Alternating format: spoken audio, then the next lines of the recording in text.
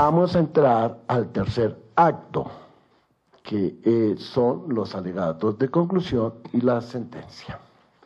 En derecho laboral, no existe la obligación de presentar alegatos, aunque en la práctica, y se está adquiriendo la cultura de presentar alegatos, pero la ley no los trae como obligación.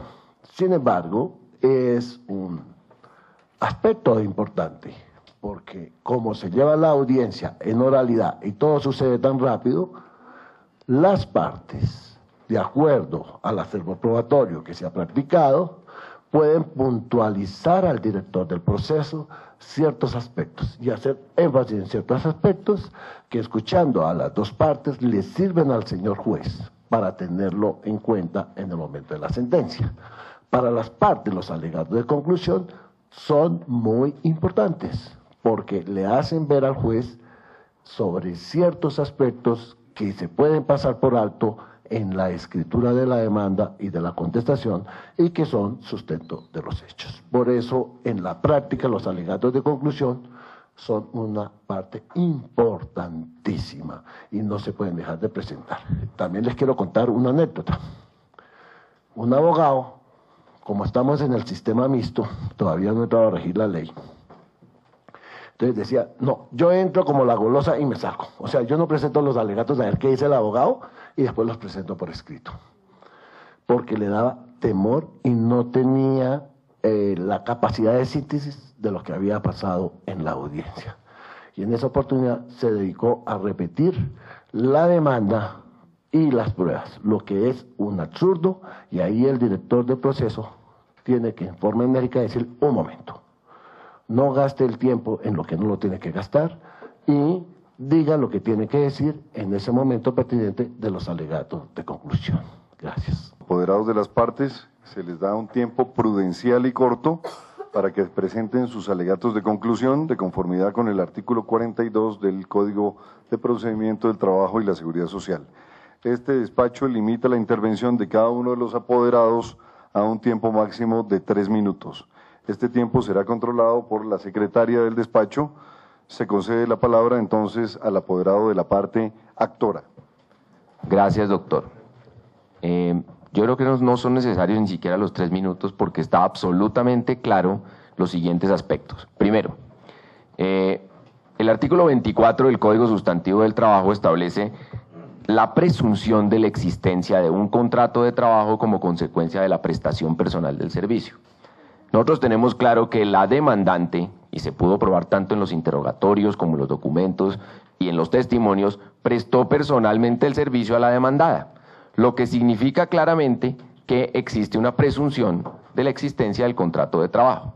La presunción de la existencia del contrato de trabajo implica entonces que la parte demandada debe mostrar lo contrario. Es la carga de la prueba, como decía el profesor Parra, es como la emulsión de Scott, es la carga de la prueba. Por lo tanto, ¿qué significa eso? Ellos tienen que probar que el contrato de trabajo no existió y durante el curso del proceso no pudieron probar la no existencia del contrato de trabajo. Es más, nosotros pudimos probar que la persona demandante desempeñaba funciones, tenía cargos, supervisora, coordinadora, y que además recibía los diferentes tipos de órdenes por parte de la entidad demandada. En conclusión, señor juez, la existencia del contrato de trabajo nunca pudo ser desvirtuada, la presunción establecida en el artículo 24 es correcta y así debe ser considerado en el momento de dictar sentencia. Gracias. La palabra. Apoderado de la parte demandada. Si bien es cierto el artículo 24 señala la presunción por la simple prestación del servicio, no es menos evidente que esa presunción admite prueba en contrario. Y ello es tan evidente en el proceso que de la abundante prueba documental que se reconoció en cuanto a su contenido y firma por la parte demandante, quedó claro que existieron 3 relaciones jurídicas totalmente independientes de la siguiente forma. Entre el 23 de octubre de 2003 al 1 de abril del 2006, mediante contrato de prestación de servicios como contratista independiente. Del 2 de abril del 2006 al 30 de octubre de 2007, mediante contrato de trabajo, el cual fue satisfecho por mi representada, por la renuncia que en aquella época presentara la parte demandante, y se le satisfizo todas sus acreencias laborales. Y la tercera, del 1 de noviembre de 2007 a 23 de enero de 2008, también mediante contrato de prestación de servicios en sociedad con el señor Carlos Delgado. Es tan evidente ello que la parte demandada, como el demandante, aceptó los contenidos y firma de los documentos, y en su interrogatorio aceptaba que actuaba también como contratista independiente, aceptó que fue citada al Ministerio del Trabajo para efectos de asistir a reclamaciones que sus propios trabajadores hicieron. Por lo tanto, la prueba es tan abundante, tanto testimonial como documental. La testimonial Carlos Delgado fue muy claro, decir, fue mi socia, hicimos estos contratos de trabajo, etcétera. Por lo tanto, señor juez, no está demostrada la relación que ella pretende desde el 23 de octubre de 2003 al 23 de enero de 2008, es decir, los extremos temporales no están plenamente acreditados en el plenario. Muy bien, muchas gracias, señor narrador. Audiencia de juzgamiento. Estando dentro de la instancia procesal respectiva, este operador judicial profiere sentencia que define el presente litigio así: República de Colombia, rama judicial, Juzgado 50 Laboral del Circuito, proceso ordinario laboral de Estefany Segura contra Jardines y Paisajes S.A., radicación 2009-895, audiencia de juzgamiento. En Bogotá, a los 10 días del mes de julio de 2011, estando dentro de la fecha y hora previamente señaladas para la celebración de la presente audiencia, el juez, en asocio con su secretaria, se constituye en ella y la declara abierta. Sentencia. Procede el despacho a proferir sentencia que en derecho corresponde en el presente asunto, como quiera que no se evidencia causal de nulidad que invalide lo actuado. Por lo anterior, procede el despacho a decidir lo que en derecho corresponde. El problema jurídico que corresponde resolver en el presente caso es si entre las partes existió contrato de trabajo, si éste se presentó entre el 3 de marzo del 2003 y el 22 de enero de 2008, y declarar los derechos laborales que por tal vínculo se hubieran podido generar y que fueron reconocidos en forma parcial por la parte demandante. En el artículo 23 del Código Sustantivo de Trabajo, subrogado por el artículo 1 de la Ley 50 de 1990, se consagran los elementos esenciales del contrato de trabajo, es decir, la actividad personal del trabajador, la continuada y permanente dependencia o subordinación y un salario como retribución del servicio.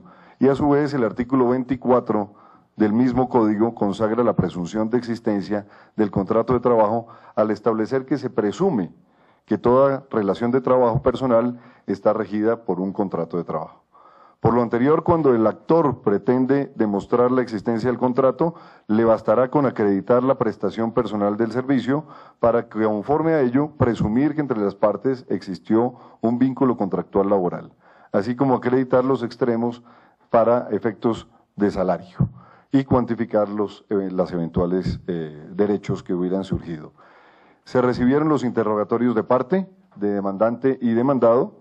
Sin embargo, debe precisarse que de su dicho no se infiere ninguna confesión, pues en términos generales ratifican lo que en algún momento dijeron en la demanda y en la contestación de la demanda, ya que se presenta confesión exclusivamente cuando lo manifestado por la parte produce consecuencias jurídicas adversas al confesante o su dicho favorece a la parte contraria. Así lo exige el artículo 195 del Código de Procedimiento Civil, de suerte que lo afirmado por las partes no tiene connotación de confesión y por lo tanto no demuestran los supuestos fácticos de sus pretensiones. Del examen de los dos únicos testimonios presentados durante el debate, no se advierte que los testigos hayan señalado los extremos de la relación laboral. Tampoco precisaron la forma en que se ejercía la eventual subordinación de la demandada hacia la demandante, ni determinaron el valor de los salarios. Así las cosas, estima el despacho que con el dicho de los testigos no se evidencian los hechos de la demanda en que se fundamentan las pretensiones para emitir la sentencia condenatoria, pues para tal efecto se requiere tener certeza de la subordinación para establecer si se tiene derecho al menos al salario mínimo legal. De las demás documentales se encontraron declaraciones de renta de informes de la señora Stephanie como contratista, indicando actividades y montos a cobrar por ello. También se observaron cuentas de cobro de varias fechas, citaciones al Ministerio de Trabajo y Protección Social a la señora Stephanie Segura en su calidad de representante legal de la consultora Natural S.A. por parte de varios trabajadores en el tiempo en que argumenta que existía contrato de trabajo con la demandada. Del examen conjunto de las pruebas recaudadas, la sala estima que en efecto no se encuentran los hechos en que se fundamentan las pretensiones de la demanda, es decir, no aparece acreditado que la actora hubiese prestado los servicios de manera directa y subordinada a la empresa demandada en los extremos indicados de 3 de marzo del 2003 a 22 de enero de 2008, como así lo pretende. Se encuentra que existió un contrato de trabajo intermedio dentro de esas fechas y, de acuerdo con la documental, fue evidentemente liquidado y pagado como debió haber sido. Considera el despacho, por tal razón, que debe absolver a la parte demandada de todas y cada una de las pretensiones y condenas propuestas por la demandante. Se condenan costas a cargo de la parte demandante, tácense por la Secretaría del Despacho. En mérito de lo expuesto, el Juzgado 50 Laboral del Circuito, en nombre de la República de Colombia y por mandato de la ley, resuelve: primero, declarar que no existió contrato de trabajo entre Stephanie Segura y Jardines y Paisajes S.A. entre el 3 de octubre de 2003 y el 1 de abril de 2006, como tampoco lo hubo en los 3 meses correspondientes al 1 de noviembre de 2007 y el 17 de enero del 2008. Segundo, absolver a Jardines y Paisajes de las condenas solicitadas en el presente proceso. Tercero, costas a cargo de la parte demandante. El juez Fabián Hernández, esta decisión se notifica en estrados. Me permito, señor juez, apelar la decisión de primera instancia. Se le concede la palabra al apoderado de la demandante. Teniendo en cuenta lo manifestado por usted en la parte motunción de la existencia del contrato de trabajo, a la parte demandada le correspondía demostrar que ese contrato de trabajo no existió y en ningún momento dentro del desarrollo del debate probatorio se desvirtuó la presunción. Por lo tanto, al no verse desvirtuada la presunción y haberse probado, porque eso está absolutamente probado, la prestación personal del servicio, el contrato de trabajo existe y por lo tanto pues deberá ser decretado por el honorable tribunal al conocer este recurso.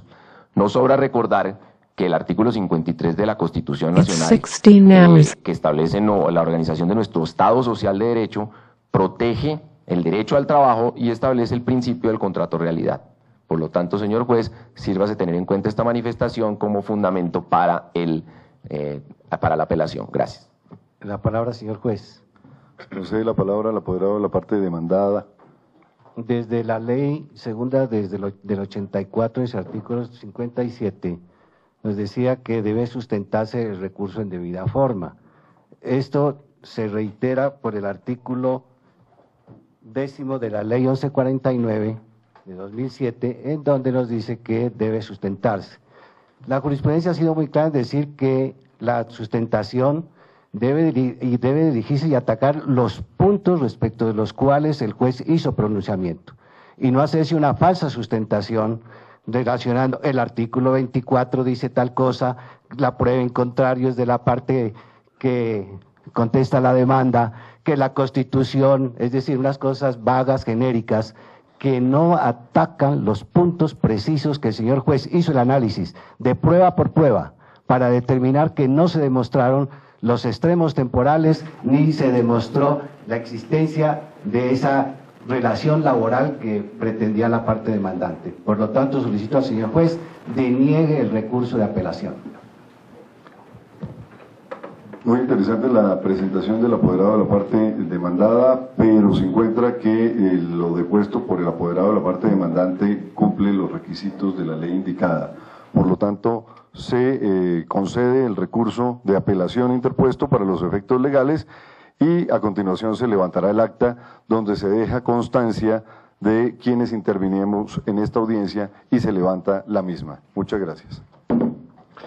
En esta parte de la sentencia de los recursos, cuando es la parte demandante que absuelven a la parte demandada, como aún tenemos el recurso de oficio el grado de consulta, a veces por táctica no es conveniente decir nada porque el superior, el tribunal, tiene la fortuna con este grado de consulta y la obligación de estudiar todos los aspectos objeto del proceso que llegaron a esa sentencia. En cambio, si uno interpone el recurso de apelación, limita al superior en los argumentos y en los puntos específicos sobre el cual recae el recurso de apelación. También lo que hace el señor apoderado de la demandada en este folleto es correcto. Los jueces no deben tener temor de que si no se sustenta el recurso como es debido, hay mucha gente que lo sustenta en forma genérica sin atacar los puntos sobre los cuales se pronuncia la sentencia para condenar o absolver. Uno tiene que rebatir de alguna manera los argumentos del señor juez para sustentarlo en debida forma, pero dada lo garantístico de la Constitución y del proceso, los señores jueces prefieren conceder el recurso para dar más oportunidad a la parte y que en sus alegatos o en su sustentación ante el tribunal lo puedan precisar. Entonces ahora los invitamos a un café y después estamos atentos a la hora para ingresar y dar el debate. Muchísimas gracias.